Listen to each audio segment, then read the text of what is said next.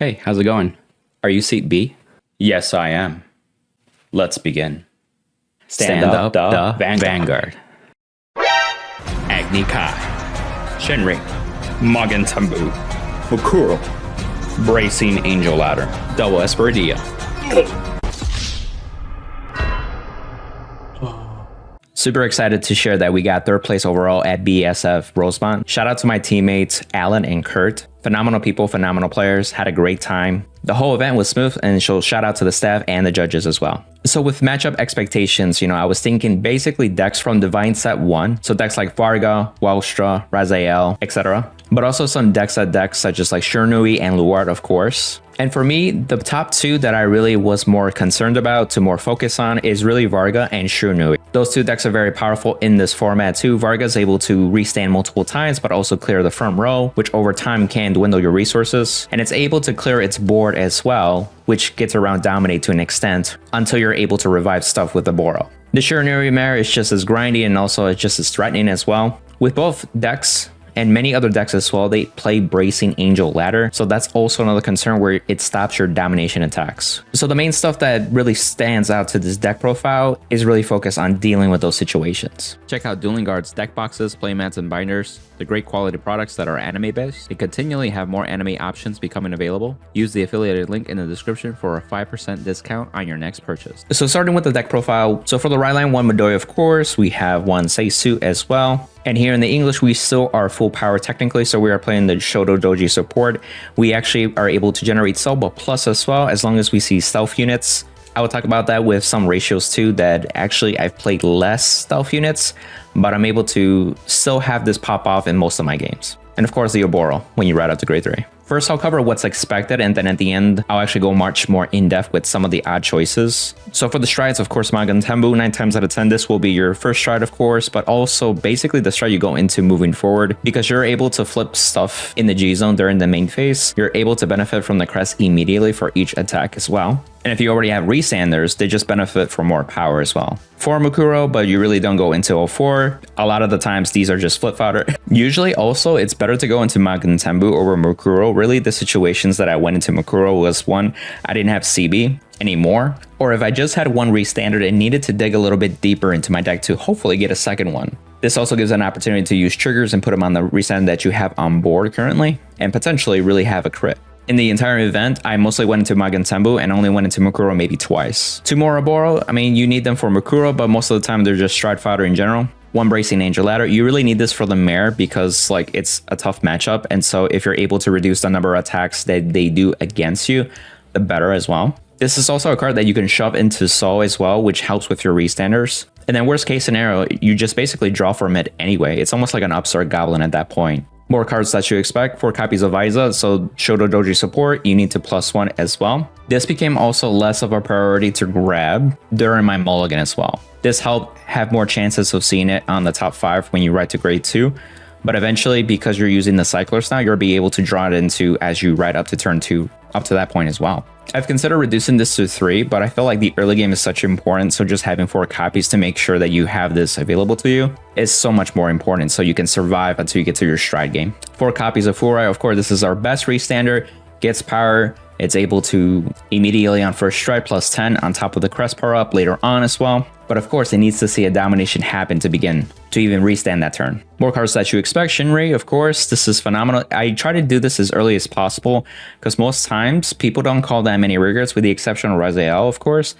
And it gives you the opportunity to not only hit harder because it's a 13k booster, but also get it into Soul so you don't have to worry about it for the rest of the game. If you open with multiples of these are great because it helps dig deeper into other pieces that you may need as well. 3 more copies of Tenri. I actually reduced this to 3 to actually make some room. And thanks to the cyclers in Divine Set 1, we don't have to rely as much of using a CB to draw another card. 3 copies of the Stealth PG so we can grab with Aiza or search it, worst case scenario. Also charge it. 1 Sanctitude, again, we're a stride deck, but we can go back to grade 3, and we're expecting Shiranui and any of the other like Luard matchups too, which is super vital, especially against Luard, because if you don't have this, you're pretty much screwed on their like drag strider turn. We are playing 8 crit for the normal crits and for the effect. I actually didn't have to put this into Soul the entire event, but it is there just to be, just in case. 3 effect draws because this is a combo piece deck, and especially in the early game, you want to be able to draw into pieces, whether you do drive checks or even damage checks with this. Super helpful.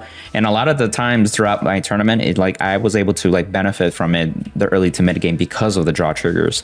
This is also good during Makuro turns in case this pops up because it digs for another card in a sense. I feel like the fronts make you play awkward too, especially if you're doing an L-shaped attack pattern. And fronts, to get the most benefit, you rather attack with your Vanguard first and hope that you get the front at that point. But I feel like this is helpful to generate advantage and build a massive hand so you can survive, and make sure you keep your combo pieces such as your restanders for the following turn as well. The Dragon Empire OT is the most powerful OT for this deck. Being able to restand, it makes everything better. You could do some nutty plays with Makuro. This came up defensively. This also came up offensively once, I think, maybe twice. I remember one of them came up in my grade 2 turn, which is really awkward. Not the best turn to do it. So I guess, yeah, it only happened once at that point too. 3 normal heals, and then of course, 1 effect heal of your choice. In this metagame, I picked the one that looks at restanders. Varga's a restander, for example. The Shiranui Mare has restanders, and some road tags too, like Minerva, Greedon, and so on, that have restanders. This is also really nice against Varga when it does the swing that does not have drive checks. You can perfect guard the first one and then use this card to essentially stop the second attack. Okay, now onto the part I actually want to slow down a little bit, and that might be a little bit odd. 4 Peeling Dragons with 4 Esperidia. Oh, there we go, the focus. 4 Esperidias. And 4 of the cyclers as well. So a big picture, you want the deck to essentially have its combo pieces. You want to make sure you're able to draw into a bigger hand. You want to survive the early game, and also you want to deal with disappearing fields and Bracing Angel Ladder. So with all that in mind, I feel like these cards are really super helpful just overall with that big picture. You got Peeling Dragons and also the cyclers to help you draw into advantage as you ride up. Essentially, what's also nice about the cyclers, these help you with your grade 2 game on top of having the Shoto Doji support, or even on top of having Tenrei as well, just to generate advantage and be able to call bodies while keeping a hand size that's actually pretty decent. These use Energy Blast, you might as well use it too, and I felt like I've considered 2 or 3 copies of the cycler, but just to be able to mulligan for it, this was the first priority as my mulligan. Not to mention that it's not a stealth unit, so Shoto Doji's effect is useless when you see this card.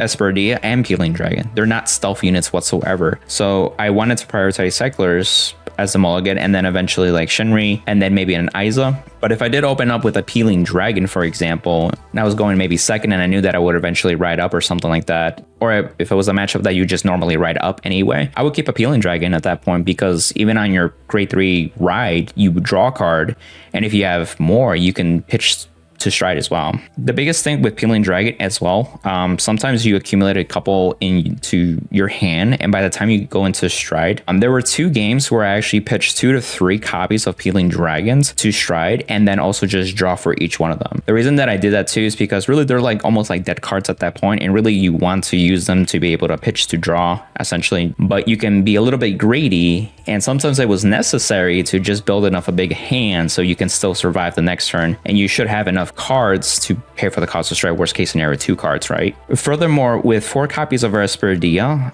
it's a grade 4 too. So if you already have 4 eyes on the field, you could use this as stride fodder too. You can keep these as backup just in case as they get rid of the 4 eyes.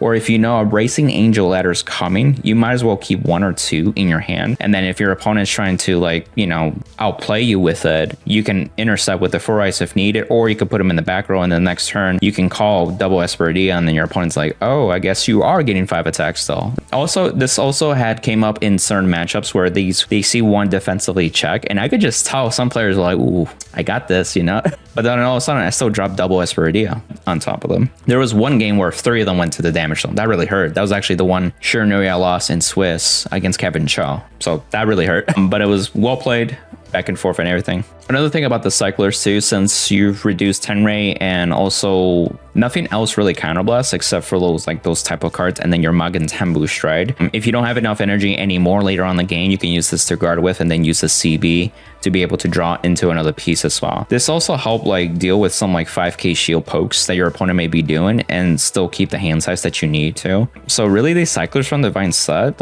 are really good just to have. So you may be asking too, how much did Esperidia came up in my at the event. Well, one, I definitely saw it at every game, but 8 out of 10 games, I actually needed it because they either had disappearing fields, like for example, Varga, they have retirement stuff and they draw advantage. Washa can use double maximum to bounce the front row entirely, and if they don't have any boosters anymore, then they have an empty field. Prisms also just disappears with like the grade 2 Celtic. It could also use Aura to search for Racing Angel Ladder, and then of course, like it just comes up more often than you would expect. So having at least 1 or 2 really came up, and those situations came out 8 out of my 10 games the entire day. So I was definitely grateful that I went with this route. I really was trying to squeeze in the sense of just having 3 and then maybe add a stealth unit such as like Seikai or even the Stride Fodder, but I felt like the 4 was needed, at least in this current metagame. Which begs the other question too, like why not Seikai or the Stride Fodder? Like those cards are pretty, you know, useful for the deck. And I agree to an extent, but at least like practically Seikai is the worst race standard because you don't use it until like turn 4 at the earliest. It also doesn't get power on its first attack, which is pretty sad. And by that time, you might have like guarded with it or soul charge it with the Shoto Doji grade 2 effect. So Seikai often really doesn't get used. And then the Stride Fodder too, you could technically deck in and stuff like that. But if you do that super early and you already see like a Boro hit the damage zone or you discard it for Stride, you may be at risk where you don't have any left because then you use the second one to Stride with like Magon Tembu because you're not there yet with Mukuro just yet. And it felt like, okay, if I'm already like not using that skill to search for it because of situations like that, and it's just Stride Fodder, then more Esperidias still fulfill that purpose of being a Stride Fodder worst case scenario. And again, most of the time I went into Magon Tembu, so I really didn't miss out on like, oh shoot, I need another Boro so I could actually go into Mukuro. This is my main strike. Like it really doesn't come up that often, so I didn't have any issues with that. And if you guys are curious, this is what the certificate looks like.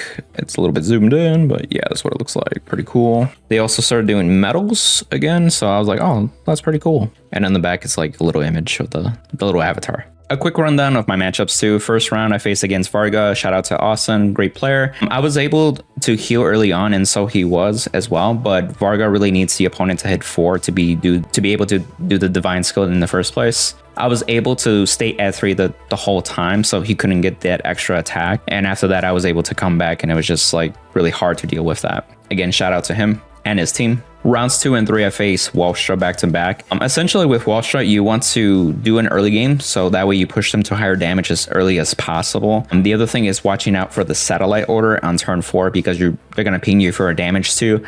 So you still want to stay low enough damage, so even if they ping you, you get a chance to get a trigger, which kind of cancels the negative 10 power down. And then any maximum like reductions of 5k can also make it a little easier to guard with if you do hit triggers defensively back to back on the same turn, essentially. The first player was able to set out really well with turn 3 and turn 4, but then I still was able to come back and finish it. The second player, he seemed to be a bit struggle. He didn't search for the satellite. He had to search for the grade 2 product order on his turn 3 and really try to build a field from that too. So he was like really behind from that point too. So pretty much I took it from there as well. And shout out to the Ohio crew and also Denzel. Rounds 4 to 6, I faced 3 Shiranuis in a row. So pretty much all of them involved grade 2 gaming. So this meant basically you were on grade 2 for another 2 to 3 turns essentially. Eventually one of us would give up Stride, and then another game I remember having Racing Angel Ladder and not having a fear of like pitching Peeling Dragon, going up to grade 3, draw a card, then use Bracing and then draw another card, and now I'm safe for the next turn. And then I think I also kept them with no face-up damage, so then even if they Magon Tembu next turn, they couldn't flip anything at that point. So it makes really their first try really lackluster. So when you do come back on your own Magon Tembu, then you're not so behind as well. You gave up first stride essentially too.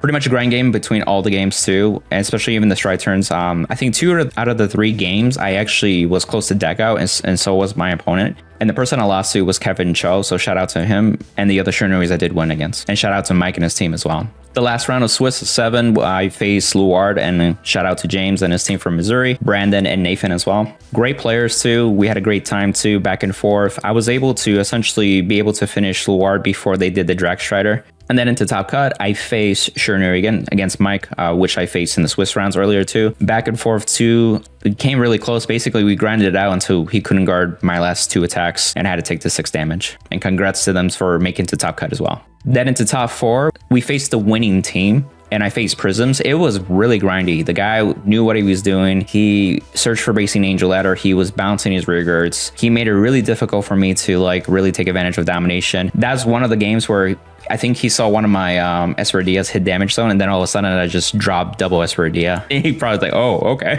So I was able to still work with them, and then eventually, you know, due to damage stacks, he even considered like attacking my rear guards, and I would protect my Esmeraldas until, you know, I didn't need them any longer, until I had a full ride that could actually see a domination essentially. We almost decked out too, and basically he was able to deal 6 damage against me. My team overall, we lost that, so then we had to fight for bronze. The bronze medal.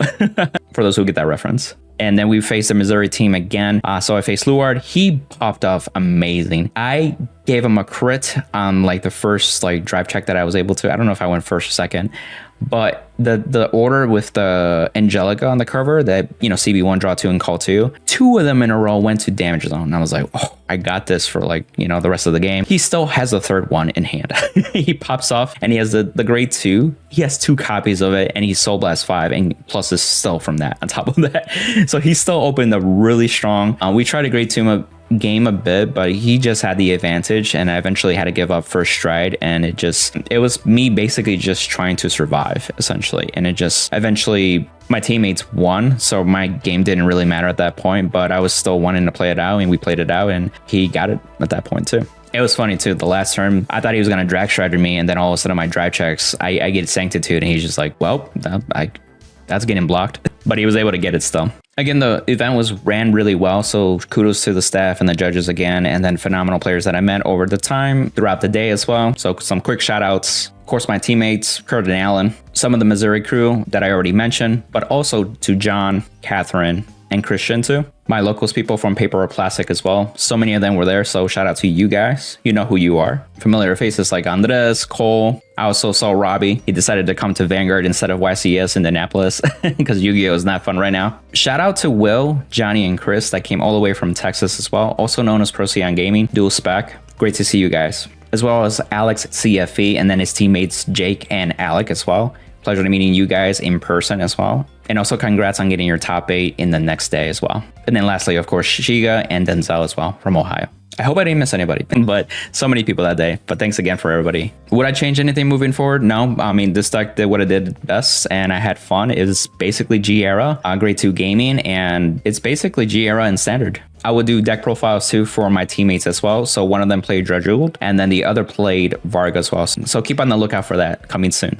And also, if you want to support the channel, use the affiliate links such as TCG Player, 50 Card Shop, Trading Card Man, Card Trader Zero, and then of course increase your anime swag with Dueling Guard's phenomenal products. Wave 6 is restocked as well, so check that out as well.